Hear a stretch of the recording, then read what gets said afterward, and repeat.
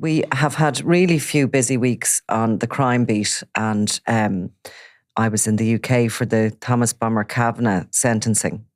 All comes up in your book, Kinahan Assassins. Bomber's one of the many characters involved in it. But what struck me was it's not as easy as you think to get guns.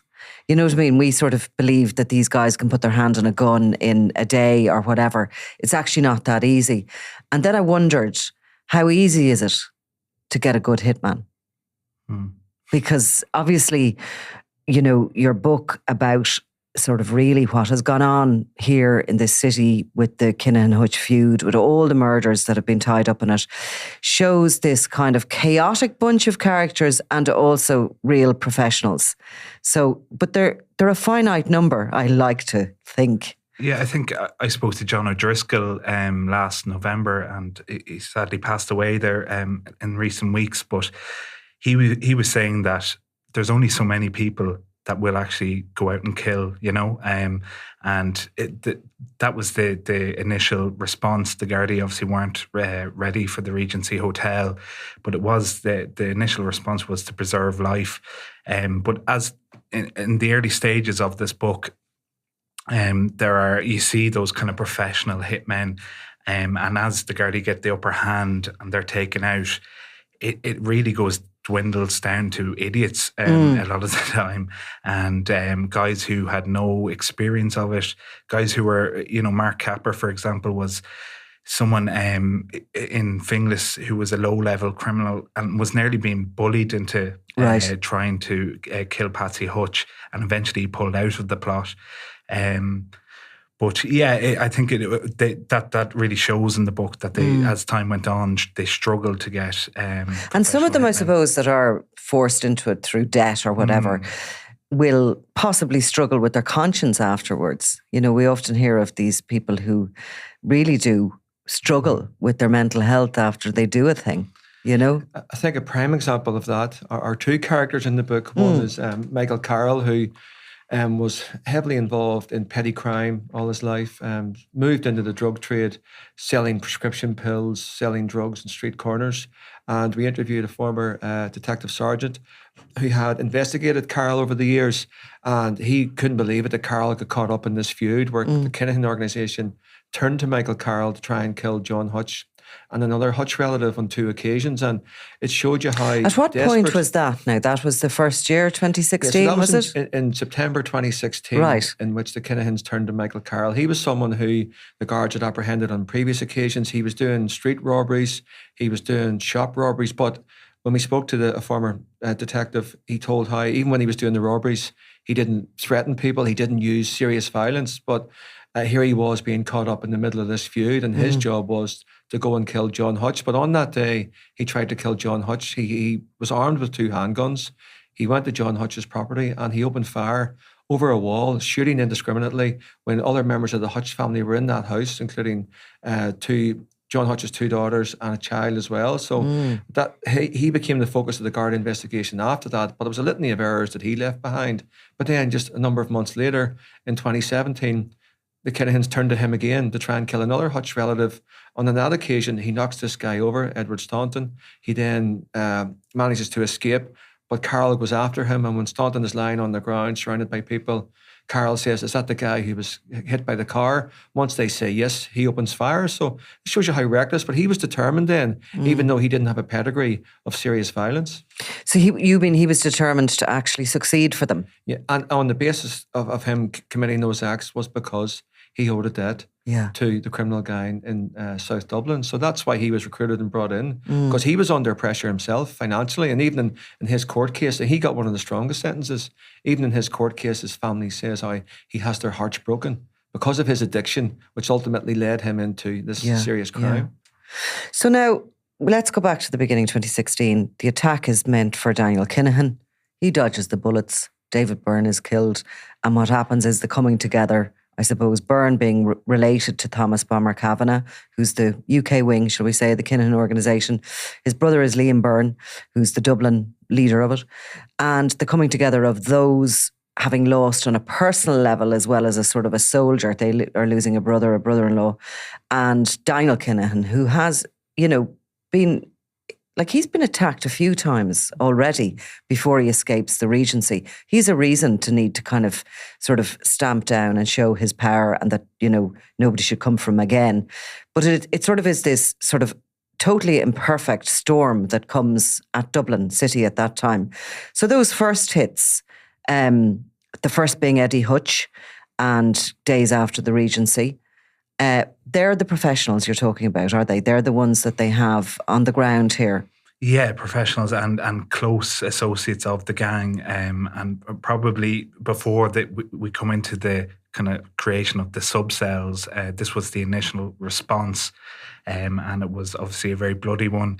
In terms of Eddie Hutch, we know a very close associate of Daniel Kinahan, who's worked for the cartel for a long time, was arrested, I think twice at this stage over it, and it remains the chief suspect in the case, but there hasn't been enough evidence to prosecute him. And likewise, there's a file with the DPP in terms of Daniel Kinahan's alleged involvement in that one also. He's still in town at that stage. Yes. He's still in Dublin because he has come home for this, you know, this boxing event, and he stays for the funeral. Well, he actually, I think, goes abroad and comes back because our colleague and Yvonne Murray, who works in the Irish Independent now, actually doorstepped him at the airport on his way back in for that funeral. And then he's quickly gone after that again, after David Byrne's funeral. But that funeral, obviously, we all know it. It's so famous. They wore their uniform. And I suppose Thomas Bomber Kavanagh was clearly the brother-in-law of David Byrne initially, but he was also, that they kind of placed him on the pedestal up beside Daniel Kinahan. Obviously, there was other... Declan, Mr. Nobody Brady was identified at that for the first time. They didn't know who he was.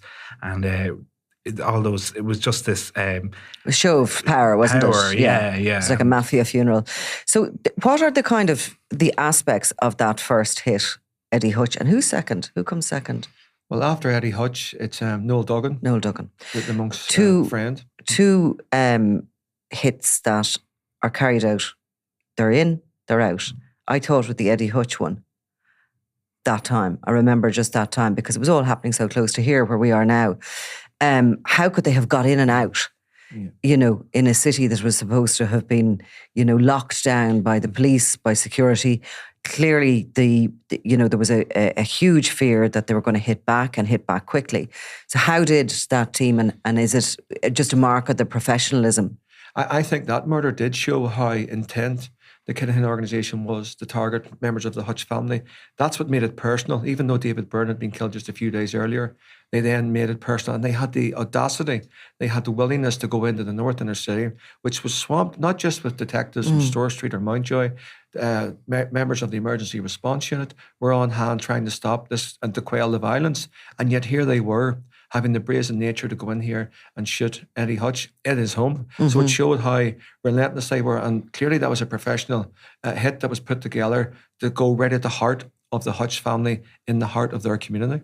And they did the same in Ratoath when they killed Noel Duggan. They were in and they were out. That's the one murder that there's very little about. I recall at the time, I think the police were stretched to such an extent that they didn't really have a murder investigation team to offer. And we've heard nothing very about little it. information about it. Very little appeals about that. Very information coming forward. No one from his family has spoken about it. And it is probably the murder during the feud that people are saying, oh, what about this? Because we know about all the other murders. Exactly. Some of these murders have been solved, as we saw just a month after Noel Duggan was murdered, Michael Barr. So that shows you the resources that were put in, but we haven't heard much, unfortunately, about Duggan. And interesting you should mention Michael Barr, because I suppose those first two hit teams they use are their own professionals, their own members, their in-house hitmen. They are in and out within seconds. They have their getaway drivers, they know exactly what they're doing, and they leave behind a bit, but not very much. When we come to the next murders, you know, you were wondering how people get in and out of the North Inner City. They're actually in the North Inner City. They don't need to get in and out because they're a lot of them are residents there. So their neighbours are now turning on neighbours. I think that's important, especially in relation to Michael Barr, when you have Eamon Cumberton, who was very close to Ross Browning. Ross Browning, as you know, described in court as the Cartel's principal representative in Ireland. And you have Eamon Cumberton, who grew up with the Hutch family, knows the Hutch family very well, and yet here he is being involved with the Kinahan organisation simply for money, and he was willing to participate in this plot to kill Michael Barr. But of course, they showed the intent by going into a packed pub, opening fire and shooting and killing Michael Barr instantly. But where they made the mistake was afterwards, when they couldn't burn out their car properly, and of course, that was a treasure trove of evidence. And I suppose Michael Barr's family have always denied he'd anything to do with it. But while Garda investigations were continuing, while we were all, working away trying to identify what the hell had happened here, the Kinahan organisation had launched their own investigation. And it didn't take them long to identify who was who, because they all knew one another. So they had their own investigation going. They wrongly or not identified Michael Barr, but they had a list. And at one point that was running to about 12 on the critical hit list. Most people living within the same area. Nightmare for the Gardaí. Yeah, when we were doing research for the book, I interviewed a former detective inspector who's since left the Gardaí, talking about the Michael Barr investigation, and he was adamant that Barr didn't feature in the Regency investigation. He wasn't in the spotlight. And it was again the Kinahan organisation putting together a list of individuals that they assumed could perhaps pose a threat to their colleagues and their associates. And Barr, because of his Republican pedigree, a former member of the Real IRA, who was from the same town as Flatcap, who was involved in the Regency incident. So he was someone that they clearly identified as a threat. And despite not having any evidence that he was involved in the Regency, all it took was a rumour to seal his fate, and that's why he was killed. Likewise with Duggan. He didn't feature in the Regency investigation, but his friendship with the monk, or his perceived involvement in whatever he was supposed to be doing, was enough to seal his fate. It brings us kind of, I suppose, to Martin O'Rourke, who was killed on a city street. Well, Gareth Hutch, actually. Oh, Gareth Hutch, of course, and like those first two hits, Jonathan Keogh was from the North Inner City, and his sister Regina, of course, was living in Avondale House. And I found it's perhaps one of the more sadder cases in the sense that Gareth Hutch essentially knew that he was going to be targeted. His main concern was for his son. He wanted to move apartment or flat within Avondale House because there wasn't enough security measures, he felt, in the one he was living in. And obviously on the 24th of May 2016, he came out of his house to deliver a letter to Dublin City Council to plead to move from his flat. And as he put his jacket in the back seat of his Volkswagen Passat, he was ambushed by two gunmen. Never got to look them in the eye, and shot 4 times from the back. In this ruthless assassination, but again, like, it was the aftermath of that murder that played a big role in nailing those convicted over it, because in the initial, following the initial hit, a BMW had been placed, an 02 BMW had been placed within Avondale House the day beforehand, and the back of the car had its windows spray painted, and the 2 hitmen actually flung their weapons and got into it, but the car wouldn't start, so they had to get out, flee on foot, and go to where their cars were parked on Champions Avenue, as it would have it, and flee. And at the same time, Ross Hutch, Garrett's cousin, came into the Avondale House, saw his cousin had been shot dead, and ran after them. And it was actually in his fit of rage to Gardaí who responded, where he said, he recognised Jonathan Keogh as one of the hitmen, and that's how he was first identified from that in that murder. And John, a little bit about the planning for that murder and how Regina Keogh gets involved, because Regina's a mother of 5. She's Johnny Keogh's sister, and she's living there. And the kind of the women that are involved in that. Yeah, so I suppose in the initial aftermath, Gardaí are looking at CCTV at Avondale House, and it's clear that the 2 gunmen run from one apartment or one flat which had a view of Gareth Hutch's home, and they identified that flat as being occupied by Mary MacDonald. So when they initially interviewed her, Mary MacDonald started to reveal a lot of information, and the Gardaí were actually stunned as to how much. Cause she what was sort of information do you mean? Just about how they were in her home that Right. morning, how she was. She brought up a row between Gareth Hutch and Jonathan Keogh the day beforehand on the 23rd of May. And that essentially was when Jonathan Keogh drove into Avondale House with his associate Tossie Fox. And Gareth Hutch and Ross Hutch were there selling a car. But the thing about Jonathan Keogh was he was rife with paranoia, and he got out. And he started this big row, but whatever happened, it finished with a handshake between Gareth Hutch and Jonathan Keogh. But after that, Regina Keogh came up to Mary MacDonald's house, and Mary MacDonald said, "Look, it's all sorted. It's they shook hands." And Regina Keogh was like, "This is only the start." But then in her Garda interviews, eventually over a period of time, Mary MacDonald basically reveals that she was pressurised by both Regina and Jonathan Keogh to give up her flat. She was offered money. And the night beforehand, Jonathan Keogh, after that row, had actually plans in motion. So he went up to Mary MacDonald's flat and left gloves there. They were wiping down guns in the flat before they left. Seems a crazy thing to do for a professional hitman.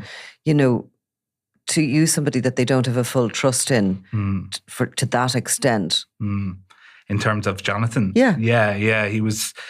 It was a lot of pressure. Like in reality, he also pressurized his own sister. Like the guilt of that must be. What was that for him? The money? The money, the money was his main. But he told everyone that he was under threat. He told his sister that the Kinahans wanted, or the Hutch family wanted him dead. He told his actual ex-girlfriend, who he stayed in her flat at different times because he feared for his life, and he was moving around a lot. So he was also full of paranoia. But he was in working for the Kinahans, trying to make a name for himself. Perhaps, like he would have been associated with the INLA, attended colour parties, parades, and would have served previous time for bomb making. He emerges from that sentence, and he's actually recruited by Cumberton into the gang essentially, and he wouldn't be classified as a member of the Kinahan cartel, rather than he was just former INLA or whatever. I wonder, was there a sort of psychology going on there with that sort of portion of society that you had to take a side, so therefore you wanted to take the more powerful side, and to impress them and to look useful and give you a level of protection. Yeah, and I suppose the investigation, he actually fled to Belfast that evening and fled abroad, and it was when he was caught by the NCA in London and extradited back the following summer, I think, and they got his DNA off his earplugs actually worn on the military plane home.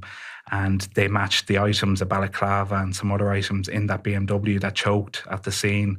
And that was really important in nailing him. But Mary MacDonald's evidence identifying him and another hitman in the operation, and Regina Keogh's role was key. I don't think there. And what came of Mary MacDonald? Did she have to go into witness protection? I think she not quite. She did move away, and she was being watched and stuff. But I don't think she's been.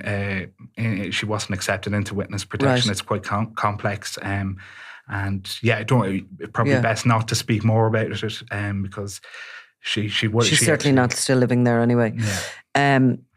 So does this bring us, Stephen, to Glenn Clark? I mean, we talk about hitmen, the calibre of them, professionalism, all the various motivations they have. But Glenn Clark is ambitious, shall we say. He's working for Padder Keating, who would be Thomas Bomber Kavanagh's number one guy here in Ireland at that time, and very hands-on with things that are happening.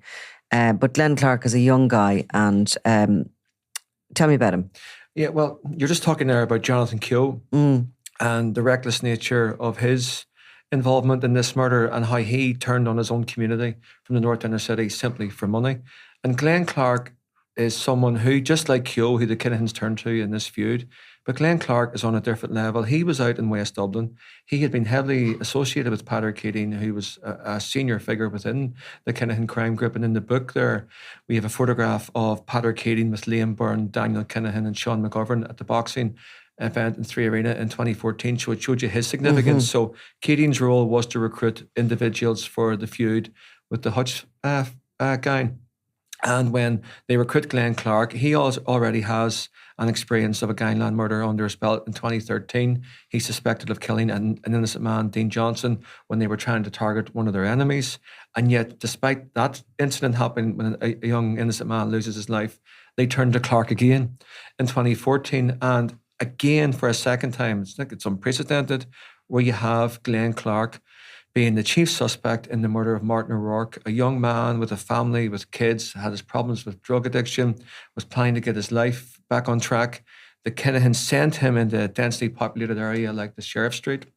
They target a Hutch associate on that day in April, and during that chaos of that day, Glenn Clark shoots Martin O'Rourke, and the Gardaí recover a firearm with Clark's DNA. He then goes into hiding. But then the Kinahans come back to him again a few months later when they dispatch him to Spain to target a member of the Hutch family. And of course, during that incident in Mallorca, Trevor O'Neill, an completely innocent man who's on holiday with his family, is shot dead. And the chief suspect in that case is Glenn Clark. But Glenn Clark never got to face a trial or come before the court, because in December of that year... Are we still in 2016? Still in 2016, he's found dead in a car with a boiler suit on, and just before Christmas. And I want to talk to you a little bit about that, about his death. But first, to point out that maybe you know this about the Martin O'Rourke case, because I travelled over to Mallorca to cover that murder in the aftermath of it. And basically, Trevor O'Neill was a tourist on holiday with his family, and I think this shooting happened in front of his wife and children, which is unimaginable. But it went back to the scene, and it was Jonathan Hutch was the target. Yeah. And he had been on holidays over there, and somebody had seen him, and this was an ideal opportunity for them to target him. But I had been told that Jonathan Hutch saw this guy running towards him. I mean, it was a hot summer's night. Mm-hmm. You could just imagine the scenario. The O'Neill family had been at the pool for the day, got changed. They were wandering up the street to have dinner. For dinner, we've all done it. And you're probably going back to the same restaurant, or the venues are the same, and you're just, what are we going to eat tonight, whatever. And this guy comes running. I think Trevor O'Neill had spoken to Jonathan Hutch earlier in the day, and they'd stopped and spoken to one another. They'd no idea who he was. But this guy in a big hoodie starts running. He looks really out of place, and he starts running towards them. And Jonathan Hutch, who is under threat and probably more alert, belts down this laneway and over a gate. And what I was told, which was deeply shocking, was that Glenn Clark pointed the gun at Trevor O'Neill, knowing he wasn't Jonathan Hutch, but it was almost done in temper. He killed him anyway. Yeah. He just wanted to kill someone. Yeah. Was what they believed from the crime scene and all the rest of it. Yeah. Was it similar with Martin O'Rourke when he missed, or he obviously lost his opportunity to shoot the Hutch associate? Did he know Martin O'Rourke wasn't who he was looking for? Yeah, well, in the Martin O'Rourke case, the intent was there. So he was willing to go into a heavily, densely populated area where there were women and kids and families about that day. And he opened fire quite indiscriminate, letting off a barrage of bullets, and he didn't care. He would have seen clearly in his vision, his line of sight, that Martin O'Rourke was standing there close by to this. And as the Hutch associate that day, who died for cover between cars, again, his survival instincts kicked in when that individual opened fire. So he was able to get away on that day. He escaped unscathed. But when Trevor O'Neill was on holiday with his family, I interviewed Trevor's widow, Suzanne, a remarkable woman, a very brave woman. And it always resonates for me when she said she doesn't have to tell her kids what happened because they were there. and they were just had met Jonathan Hutch earlier that day, as you do when you're on holiday. You meet somebody from Ireland. Oh, how you doing? You having a good time? Whatever. And they were just walking. But she said when that happened, that gunman was there, and he was intent on shooting someone. And he as soon as he saw the families there was a group of people around, so he knew that he wouldn't be killing maybe Jonathan Hutch. He knew that there was a danger there. Despite kids being there, he still opened fire. Shocking. So he comes back to Ireland, even though he's wanted at this point for the shooting of Martin O'Rourke, or he's in the frame for that. And yeah, so he ends up dead in a car, in a boiler suit, with a bullet through his head. And his death is closed file suicide? Open verdict. Open verdict. At his inquest, his family would say at the inquest that they insist that he wasn't part of the Kinahan organisation. They they think he was murdered.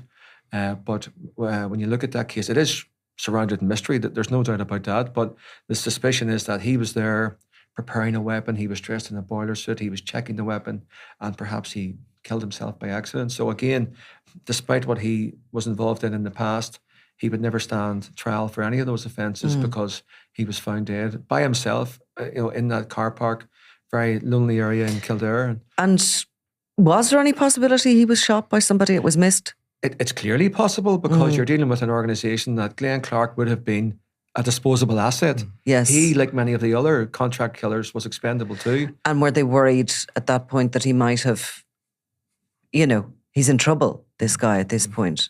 Where's he going to go? They're worried always in these criminal organisations that somebody's going to speak. Yeah. But at that time as well, that's around the time when the Kinahan organisation in December 2016 were plotting to kill Noel Duckay Kerwin. So, and the suspicion was with Clark that they had perhaps thought about using him to try and target Noel Kerwin, but obviously that plan changed because Clark was found dead. We'll never know, presumably. But, I suppose in a feud as vicious as this, with the amount of murders you're looking at coming one after the other, things can be missed, from an investigations point of view.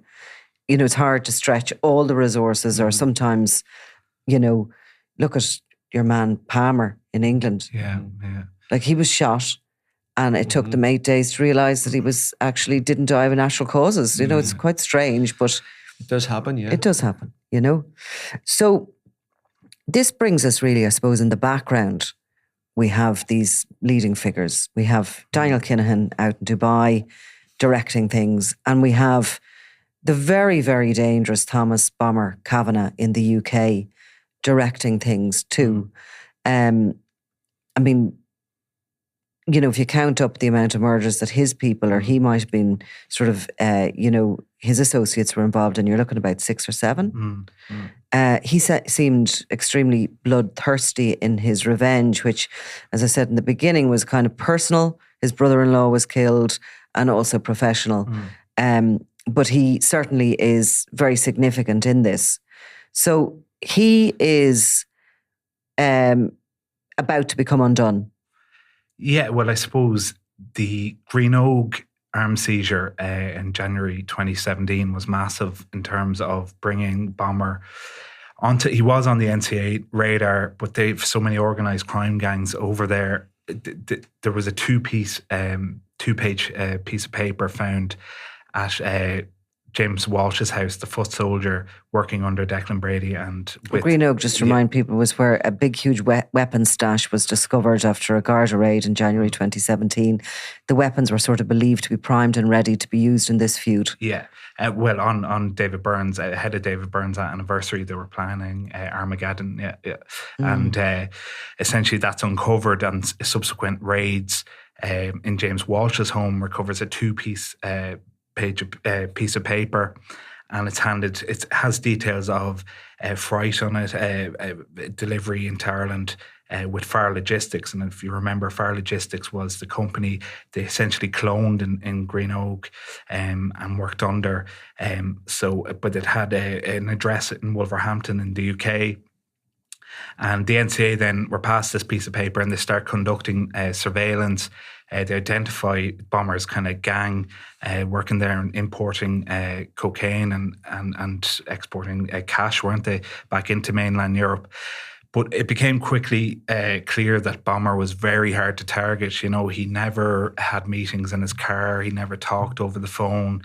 Instead, like, I think the NCA looked at Declan Brady. They didn't know who he was at the time, but they saw him meeting Bomber Kavanagh previously in a cemetery. Bomber met people at kids' parties, in leisure centres.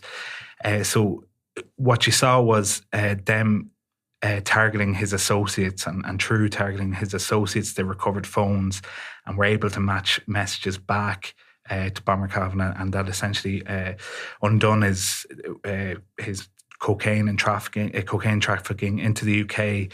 I think we call that chapter business as usual, because at the same time he was running this this drug trafficking network in the UK, but he was also orchestrating a lot in the feud. Like Sean McGovern would have met Bomber Kavanagh in Birmingham as well, and Pater Keating, of course, too. But at the same time was running this network. And indeed, the morning after David Byrne was buried, they actually signed the rental, lease, in Wolverhampton, I think. And also there was a photograph that was during that case when they go to the States to celebrate the first kind of cocaine cachet they bring in, and both the late James Jaws Byrne and Bomber Kavanagh are there celebrating, and it's only months really after the the Christmas? It's November. It's November 10th, I think, 2016. Yeah, and they're out enjoying themselves while all this murder and mayhem is going on, and plots are still, underway to kill people. Yeah, and that was recovered from Gary Vickery's phone. That picture, he WhatsApped it to his wife, and he said the text was, "This was worth the money," So that just shows you, that these Bomber was central to it all. The UK making money, but also in Ireland was highly influential on the ground. You've done a lot of sort of digging into Pater Keating and his involvement in it. I mean, he is a character that has been a long-term associate of Thomas Kavanagh, and he's been involved in organised crime for a long time. Do you think we realised how significant he was, or before the feud? I think he wouldn't have been a household name at this time, especially among maybe the public. And he would have been obviously well known to the Gardaí, especially in West Dublin, because he was stopped with cash many years ago. But I think that photograph of him, that CCTV of him at the heart of the inner circle with the Kinahan organisation, showed how influential he was. But as they were continuing their onslaught against their enemies and anyone remotely connected to the Hutch-Kinahan, they turned to Pater Keating in one case, and that was to try and kill James Gately. So that shows you that the level of trust that Pater Keating had. But here he was, despite being involved in the operations of their drug dealing enterprises in West Dublin, here he was turning to getting involved in a plot to murder someone. And that's something that he hadn't done before. But they needed someone they could trust, someone they could place on the ground to play a key role in the reconnaissance, the research into Gately's And would you think he's someone who's under pressure from them? I think he would have been under pressure because, again, John spoke about before about the fear that some people had of Bomber Kavanagh. We uncovered how Keating also flew to England to meet Bomber Kavanagh. So when Kavanagh gives an order, you follow it. Yeah. And I don't think Keating would have been brave enough to turn down. And the fact that he got involved in this enterprise and ultimately pleaded guilty to directing the activities of an organised crime gang, he wasn't going to be the shooter. He was the one who recruited other individuals for the sole purpose of killing James Gately. And he was given shelter by Bomber Kavanagh when he was wanted as well in Birmingham. He was clearly an influential character on the ground in Ireland. And it just shows you the tiers, I suppose, and the structures that I suppose Detective Superintendent Dave Gallagher from the Drugs and Organised Crime Bureau previously took us through, the tiers of how the subcells work. But also, in Pater Keating, he was playing a role in directing the activities of the gang solely for the purpose of murdering James Gately. But he goes to Belfast. He walks outside James Gately's home, wasn't covered up. So again, there's another flaw. There's a mistake. Someone who didn't have the pedigree of being directly involved in killing people before, he stands directly outside James Gately's apartment, which is covered in CCTV. And when they uncover the plot, the Gardaí, to try and kill Gately, they have Keating outside there, walking in the street in broad daylight. And like that is coming. So with the weapons seizure in January, they're planning Armageddon for the February. What was that? We don't know. Essentially, look, Declan Brady was identified at that funeral at David Byrne. They find out they didn't know his name even at that stage. They find out who he was. And by December 2016, he's under surveillance. So on the surface, it's a well-known story, but on the surface, he was a truck driver, did well for himself, involved in some bouncy castle business. And then once the surveillance begins to realise he's access to 3 different properties, some mornings he leaves in one outfit and changes into another that day. He's driving, he uses counter surveillance in the sense, the Gardaí noted anyway, that he was using counter surveillance in the sense of, circling roundabouts repeatedly, going to back routes to different areas. But then he's also accessed Green Oak Industrial Estate during December 2016. And then in January, the DOCB on the 23rd of January got intel that 2 men were going to meet in a car park off the N7. And so surveillance was placed, two separate Garda undercover cars were placed in that the car park of the pub, and they saw Jonathan Harding and James Walsh turn up. And essentially that evening, Noel Brown of the DOCB received intelligence that the following morning they were planning Armageddon. And that's when the surveillance actually kicked in again. Declan Brady was followed all the way to a Texaco shop in Newcastle, and he goes into the shop, and we've CCTV of it in the book. And then he comes out, gets back into a Jaguar. Jonathan Harding comes in, collects him, goes to Green Oak and back, and that's when Gardaí intervened. But the whole, in that surveillance operation, what was interesting is the Gardaí actually, until that morning, did not know what specific unit they were using as their arms teapot. So they had to wait until he entered, and then that's when they started working on an emergency arrest or search warrant. So he's arrested back at the shop, and still inside is James Walsh in this industrial unit. They got it over the line in something like 13, 14 minutes, and they go in and raid it, and he's sitting there. But there was never details of what exactly they were planned. Yeah, but clearly there was 5 loaded absolutely guns, and they had themselves armed up for another year of war. But that's a big loss to Kavanagh. It's his weapons plus his team on the ground here who are unknown. But still, he continues on, because the next plots and plans, are they coming from Dubai, the Mago Gately? Direct from the top? Yeah. Absolutely. That's a kind of personal thing there. It's personal, yeah. Well, the whole feud is personal. The whole feud is personal, but in particular that, I think, is... Because what you have over in Dubai is Daniel Kinahan planning a wedding, but he's also planning a murder. Absolutely. And then in the book we show, there's a good photograph in there of how people... It's important to remember these were once friends, allies, once part of the one criminal outfit. Photograph there of Daniel Kinahan and James Gately in Spain when Kinahan was in Gately's corner when Gately was doing a boxing match. So there was Kinahan was training him. And then you fast forward a few years to have Daniel Kinahan and the Kinahan leadership trying to kill James Gately. The second to Jerry Hutch, I think James Gately was their number one target. And despite the setback that they had in January 2017 when those weapons were recovered, they still had the intent to kill Gately. And that's why they turned to their international connections and brought in Imre Arakis. He was the man who was given the job to try and kill Gately in Belfast. But it showed you how the Kinahans were also using technology as well, because they had placed a tracker on Gately's car. So it showed you the intent. Never mind Green Oak, they had forgotten about that. They still had access to firearms, but the intent was there to kill Gately. When Imre Arakis came in that time, and of course he was caught. That was April 2017. He that seemed so surreal, didn't it? I mean, that was like... Sorry, come again? Yeah. He's an international hitman with his own Facebook site. And he's like, escaped Russian gulags. He had this amazing sort of bizarre history.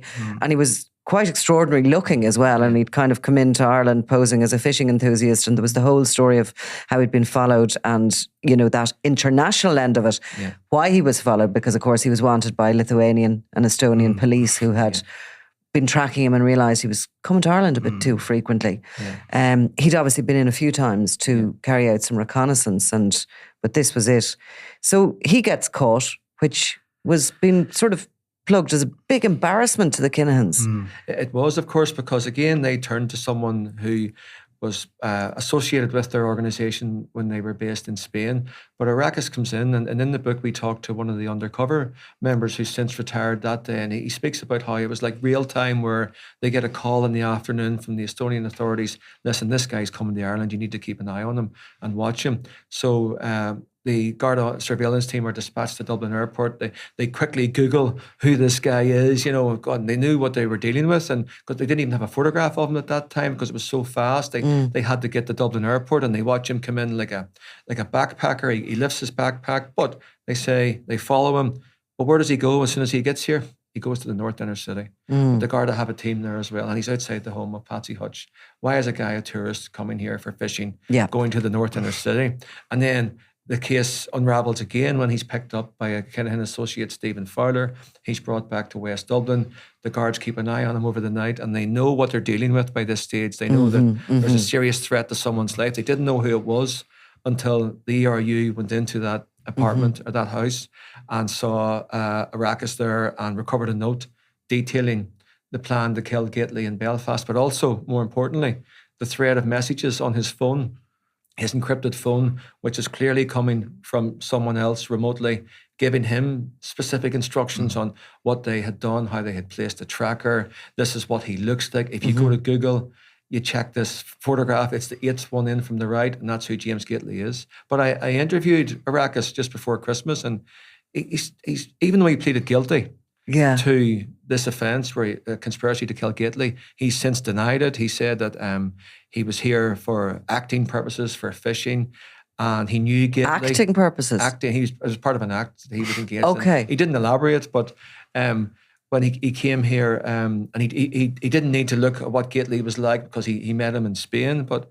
he was telling me this at the same time. He was also saying he was innocent of this murder in Lithuania, and yet just last month he pleads guilty to the murder. So we just can't believe him. He's an extraordinary character, a sinister character, and he hasn't done so well in the prison system.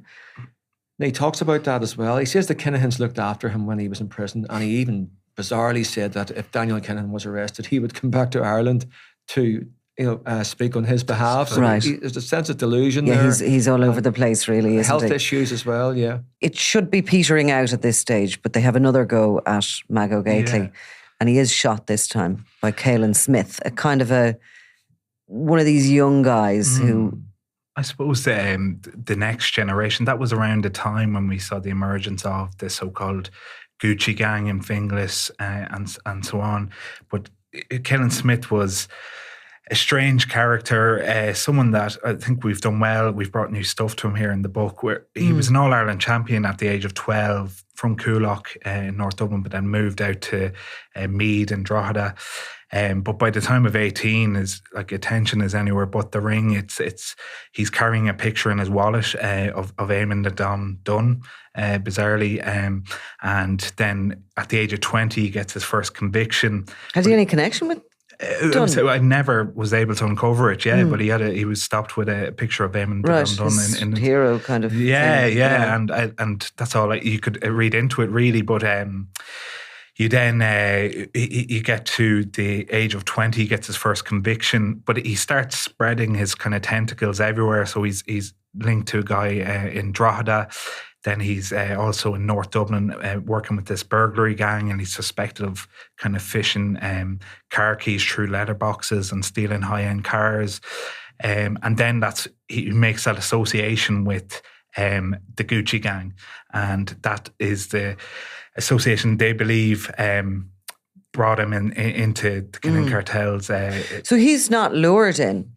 No, like we He's an talked ambition. to Detective Superintendent Paul Scott for the book, and he says this was his chance. This this was a chance to step onto the stage, onto into the top table of the organised crime, and he was willing to do it. And he, he's that. The interesting thing actually is you talk about Arrakis there. This plot had already started. If you look into it, they moved the black Lexus car used on the day into Tala. It's bought in Dunboyne in County Meath, and it's moved to Tala in late April. So and it's days left after the literally, Arrakis one, unfurls or whatever you'd call it. Yeah. Right. And then, it progresses into on the 6th of May 2017, the Gardaí get a 999 call. And it's a guy basically trying to alert them to a fella in over 6 foot, wearing a red jumper and a cap, sitting in a black Lexus. And he says, this guy's armed and it looks like he's taking out Gately's home, and James Gately had returned from Belfast at that stage back to his house in Glyn Drive in Coolock. And the guards actually responded to that, and they actually uncovered nothing at the time. And 4 days later, then James Gately shot 5 times outside a Topaz filling station in North Dublin, but 4 bullets hit his bulletproof vest, and he's lucky to survive it. But then the CCTV actually reveals that Caelan Smith was in the black Lexus the day beforehand at 3:33 p.m. filling his car with petrol. And the AMPR system picks up the same, is able to match the reg of the car that day to the reg found of the burnt out vehicle in Louth after the shooting. And when they look into it, more footage reveals that he's actually staking out James Gately the day beforehand on the 9th of May, and again on the morning of the 10th of May, the day of the shooting, before he followed him to the shop, waited at the nearby Clayton Hotel to watch him walk into the shop. And when he walks out, he pulls up, and there's actually a side profile caught of him in the shop. He had the window down, like he'd no cover at all. He drives up alongside James Gately and shoots him 5 times, and then just spins out and drives off down the M1 to burn out the vehicle in ambition but no experience. Yeah. Do you get paid if you don't complete the job? No, that's the thing. There was no evidence that he did get paid, but he starts appearing then. By August 2018, he was arrested in July 2017 initially over the hit, released without charge, and he strikes up this relationship with a woman and lives in Pierce House Flats. Now, the guards were alerted by that because obviously Pierce Street is busy in the hub of the capital, and they were afraid he was going to be targeted. But he was walking around, actually, he was kind of bigging himself up as well, walking around with a bulletproof vest. He also installed a camera system in Pierce House, and he often just sat on his bed for hours watching this massive TV, just looking at the camera system. Thought he was in a gangster movie. Yeah, and people were looking up to him as well. He had kind of young teenagers walking his dog for him. But it was like a safe haven because he was up high up in Pierce House. He had the camera system and he could look down. But his association then, they're keeping an eye on him. They collect every cough and spit in him. Who's this association with, what he's wearing, what cars he's driving. And he actually comes up in Limerick outside Ger Mackin's house. And this association rolls on. Ger Mackin, obviously, was your story at the time that the Kinahan Cartel were offering him up to €1 million to kill Jerry, the monk Hutch. And he's clearly someone who had a criminal history. And he starts staying in Pierce House a bit at weekends. Hamid Sanambar, another man associated with that Fingless Gucci gang, he also stays for periods in that in the flat in Pierce House. And come January 2019, the Coolock feud kicks off, and Zach Parker is one of Caelan Smith's mates. He's shot dead in January of that year. He's actually spotted he was stopped on his way back in. He went out to the scene that night to see what had happened, and he's stopped by the guards on his way back. But he becomes embroiled in that feud. And obviously Sean Little was killed in May that year, and Smith was blamed for that. He took a lie detector test. But Sean Little's father tried to get him killed. He was stopped with a firearm and jailed for 6 years. What a life. Yeah. And I mean, ultimately, Caelan Smith gets 20 years, does he not, for the conspiracy to kill? He gets a massive sentence for that. And just before his arrest, he's given a gym form, a Garda information message, and he's asked about his feud with Sean Little's father, and he replies to the guards, why would I be afraid of that fat fella? He was so cool about it. He was then just before his arrest again, he's in his in a home in Drogheda in the sitting room, and he's wearing a bulletproof vest. So he clearly was someone who knew he was under threat, but was playing the big man. But ultimately, the CCTV was huge in bringing him down, and he got some whack of a sentence, 20 years, and that famous line, 5 World Cups and I'll be out. Yeah. He was still confident even though he was facing into that. Yeah. I suppose finally then there was the plots to kill Patsy Hutch, which never, there was numerous plots to kill Patsy Hutch, but I think that one that was undone, that was the most expensive investigation, I think, at the time in the history of the Garda Siochana, but it also netted the most amount of suspects in a plot ever before the courts. There are 8 of them in total, or 9 of them maybe that were convicted in relation to it. But there are real mishmash of types that are brought together. When does this happen? This happens it starts in February 2018. Okay. The plot into Patsy Hutch, and it's actually initially Burns. His first name escapes me here. David Burns' anniversary. Michael Burns. He was actually the initial one that's put under surveillance, and his Mercedes car is bugged. But then through conversations they hear from that, they actually realise that the cartel had turned to Patrick Curtis to get this gang together to murder Patsy Hutch, and in turn they recruit. So Patrick Curtis is the underground controller. Underneath him is Michael Burns, and they recruit Mark Capper and Mohammed Shmoo, 2 men that actually would have been associated with that Gucci gang we spoke about a few minutes ago.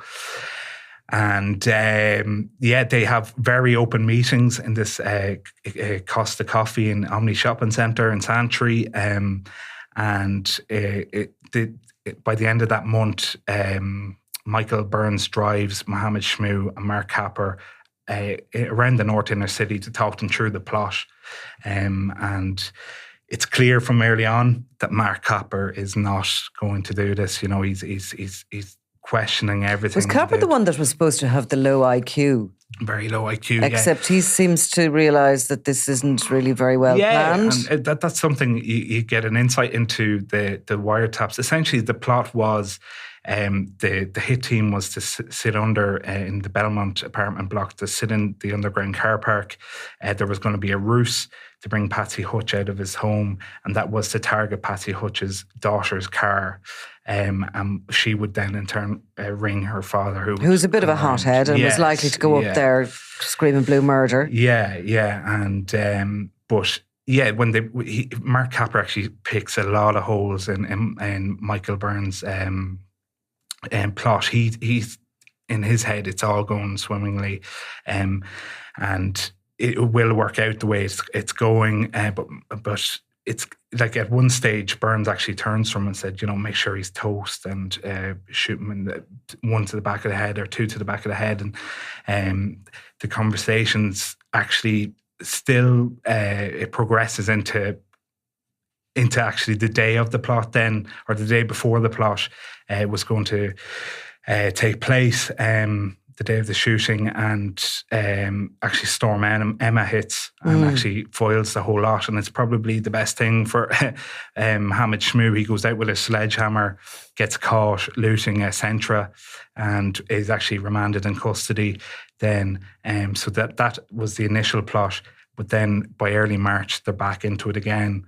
With a slightly more professional team this time around. Well, Mark Capper is around at the start of that, but as the few days progress, he clearly pulls out. And you have the two Thompson brothers, Gary and Glenn, and Robert Brown, a former British Army soldier, who essentially were the hit team hired to do the job. But I think that case as well happens at a time just, 3 months even after when the Gardaí used listening devices in a previous case in November 2017 when they have the cars bugged, when Alan Wilson and his cousin Luke Wilson and others are targeting a Hutch associate in North Dublin. And again, here you have a few months later, you have them using listening devices again, which gathers a lot of evidence, but also gives the guards a great insight and mindset. Yeah. 100%. There's been so much learned from all this, hasn't there? And you've gone into the details of each of the plots and how they were undone. Yeah. And obviously some of them, unfortunately, were successful and resulted in the loss of lives. Some didn't, but there's been a huge understanding of how organised crime works and how, I remember when they started realising these tracker devices were being used and everybody was kind of being informed to just check the cars and all the rest of it. But they got a good insight, the police, into this gang, into the violence they're capable of, into the fact that human life is just, absolutely, it can be, a decision can be made to end it within seconds. Coming out of it, do you think it's going to be more difficult for, it was one of the most vicious feuds ever and it happened in a very short space of time. But I suppose the Kinahan organisation and the Kavanagh organisation showed their hands of cards, didn't they, and what they have. Is it going to be in one way positive for policing going forward, all that's been uncovered? I think it will be, because I think there's a great quote in the book from an investigator who says that the Kinahan organisation, as it existed in 2016 and 2017, no longer exists. They haven't killed anyone since January 2018 because of the successes the Gardaí have had with the cooperation of their international partners in targeting the overall structures of the Kinahan organisation, not just those at the top, but those who were prepared to kill. And I think the technology that the Gardaí used, the listening devices, give them a good insight into the people that the Kinahans were willing to use. But even though the hit squads have been taken out, no one's been killed since 2018.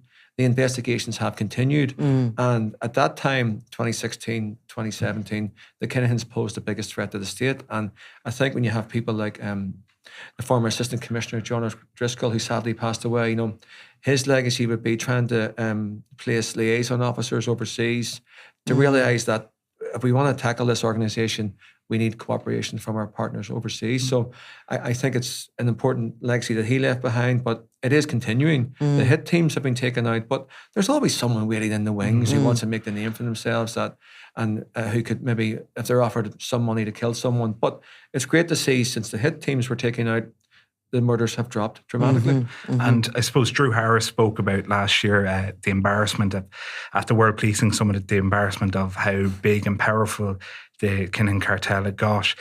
But essentially, it was the money that gave them the power.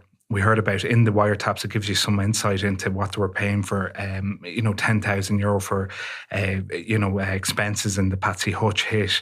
Obviously, there's 250 grand bounty on James McGately's head. But the money essentially became meaningless in this operation because the Gardaí had bugged cars. They were there to intervene at right times. And no matter how much money they were willing to pay, it wasn't going to work anymore because the Gardaí were so on top of the whole feud. And is there a learning as well that you kind of, apart from internationally, locally, you get in early with the feuds? You look at Drogheda and it started with so much sort of petty crime and yet it exploded into something else. And that was the sort of the learning from Limerick as well, wasn't it? That, these sort of graffiti and things like that are really significant. Yeah. And even now you have social media threats being issued. We saw it in the Drogheda feud, Ali Fairmont, Kilmainham. But I think the guards have learned from their previous feuds, and obviously they use that experience if they're concerned about other feuds taking place. You only have to look at Sligo, where the proactive approach that they took in Sligo to stop the very young criminal group, because they were concerned about the level of violence that they could perhaps pose. So they moved in early and they targeted these guys. They arrested them for minor offences just to get them off the streets. But it shows you, if there are preventative measures initiated, it can have positive results. Well, great book. Thank you. Thank you. And obviously all these stories that we have gone over, but the real detail is there for them all. And, we can just say, well, thankfully this appears to have abated now. The Kinahan Hutch, you're always afraid to say that because it can just can't yeah. it? Just one incident could spark Just it one off. incident. As you Exactly. said, something so simple like graffiti and stuff. It often happens. Yeah. Well, John Hand and Stephen Breen, thank you very much. Thank you, Nicola. Thank you, Nicola. I'm Nicola Tallant, and you're watching Crime World, a podcast about criminals, drugs and the underworld in Ireland and across the globe. Make sure you subscribe to our channel and turn on notifications so you can be the first to watch all our latest episodes. You can also listen wherever you get your podcasts.